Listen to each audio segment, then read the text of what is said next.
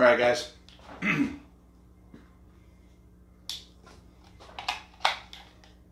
All right, guys, I'm going to talk real quick about caloric deficit.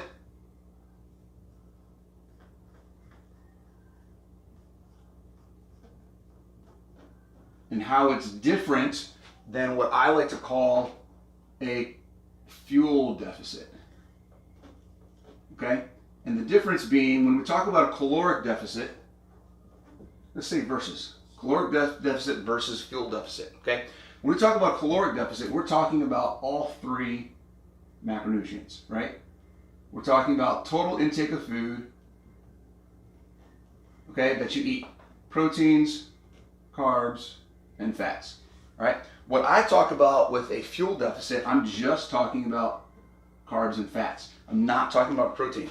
Protein, in the way that I do my protocol and the way that I work with people, I don't look at protein as a fuel, okay? Protein is used for building muscle, it's built for building the system, repairing things.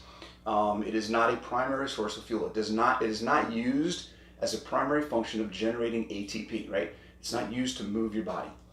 All right, so the difference is, and what do we get when we talk about caloric deficit? We're talking about managing all of the food that you eat based on your base metabolic rate, what your estimated caloric burn for the day is. And the idea is, if you're eating less, you're going to lose fat. Right? If you're eating less than your BMR, you're going to lose fat. If you're eating more than your BMR, you're going to gain fat. All right?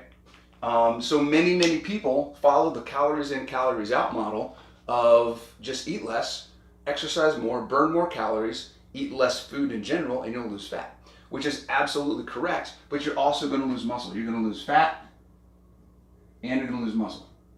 Okay?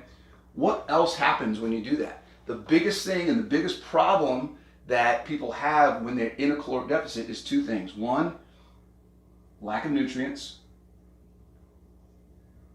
Because what are you doing when you stop eating the three main macronutrients? You're decreasing and you're limiting all three ways that you get things into your body, okay? The other one is sustainability. Sustaining the diet, right? It is not a lifestyle. It is something that you have to cycle if you want to be successful. You have to go through a phase of cutting and then building and then cutting and then giving your body the nutrients that it needs and then cutting again, right? You have to go through the cycle back and forth and back and forth. You got to count. You got to do all these things to maintain a overall average, but not something that's actually consistent over time, right? You're up and you're down, you're up and you're down. It's not the same as just being at a place where you're living your lifestyle and you just maintain that's how you are. And that's what we want to talk about with fuel deficit, right? Versus a caloric deficit. So remember, lack of nutrients, this is not healthy. When you deprive your body of nutrients, you're making yourself less healthy, right? By definition, guys. All right, fuel deficit, we're talking about not talking about protein. First off, real quick, what does protein give us? And here's why I don't count protein in my fuel deficit, right? Deficit. Protein, nutrient density. If I could spell. Nutrient density, it's the most nutrient dense foods that we have. Animal-based products, meats and all that kind of stuff, more nutrients than anything else. Satiety,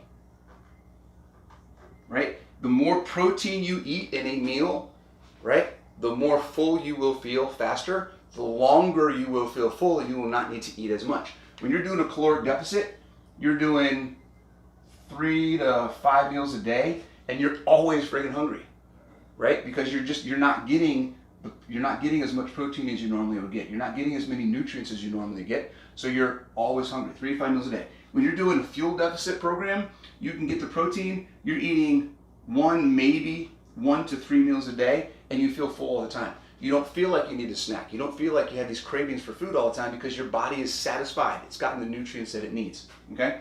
And then the last thing is, with satiety, you're in a natural, you're naturally eating less calories, right?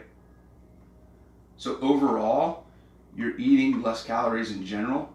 So even though we're focusing on just the fuel that you're gonna cut back, in general you're eating less calories because you're getting this as a priority, number one. Protein number one.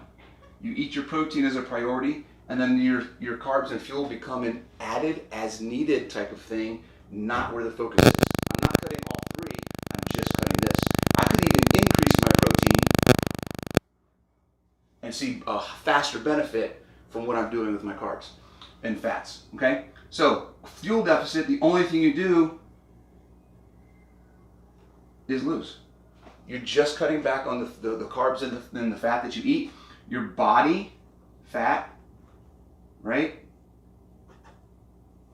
becomes a primary source of where your fuel comes from, because you're not going to eat as much. You're not going to get as much exogenous fats and carbs. You're going to use more endogenous body fat for fuel. You're going to eat the protein that you need to get the nutrients, right, to feel full faster and longer, to get the overall caloric density down, and you're going to lose body fat. You're going to maintain muscle, okay? Protein, the more protein you eat, the less muscle you lose, right? So check this out. You can maintain your muscle and you can lose body fat by prioritizing the protein that you eat, cutting just the carbs and the fat, and then maintaining that type of a nutrition lifestyle that's maintainable, sustainable, something you can do long term. I'm not saying you have to completely cut out carbs. Some people like carbs. I recommend, if you like carbs, to do 1, maybe 2 servings of whole food carbs a day. Carbs are plant-based foods, and that's about it. I personally don't do it. Many people do. Some people can't live without carbs. That's cool. All right, just to recap, guys. Caloric deficit. Cutting back protein, carbs, and fats is going to make you lose fat. If you eat more of that, obviously you're going to gain. Same here. If you eat too much fat and protein, then you're not doing a fuel deficit. You're in a fuel surplus, and you're going to gain fat, right? You're going to gain. If you eat too much fat and carbs, you're going to gain, guys. In both of these situations, it's all about the fuel, not the protein. The bad part about overall caloric deficit is you're losing the protein too. In just a fuel-focused deficit, you're keeping the protein, and you get all the benefits from doing that. All right, I hope that kind of clears things up. Check out my program at theapextrainingsystem.com, and you'll see what I do, how we work with guys to help them get in shape, lose fat, kind of feel better about themselves, get their strength back, get their self-confidence, and improve their self-image. This is the kind of thing that we talk about with people individually. We do group stuff, and it's just really awesome to see how making simple changes like prioritizing protein, not being scared of eating that protein, what that can do for people's lives. All right, we'll talk to you guys soon. See you later.